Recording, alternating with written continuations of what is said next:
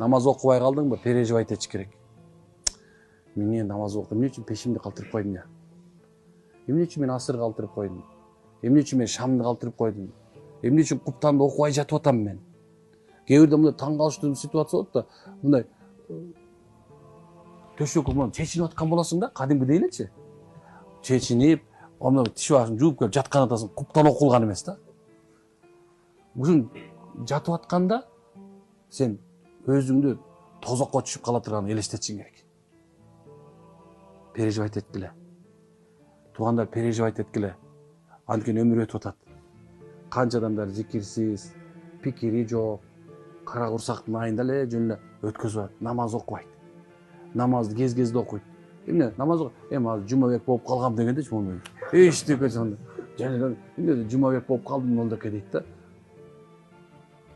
Бул жерде тозокто эсептеп коюп мынакей. Тозок дейт жаханнам биринчиси, лазо, хутама, саир, сакар, жахим, хавия. Бул тозоктун категориялары да. Муну атын айтып алыш керек да, мен жаханнам бекитинде айтыш керек да.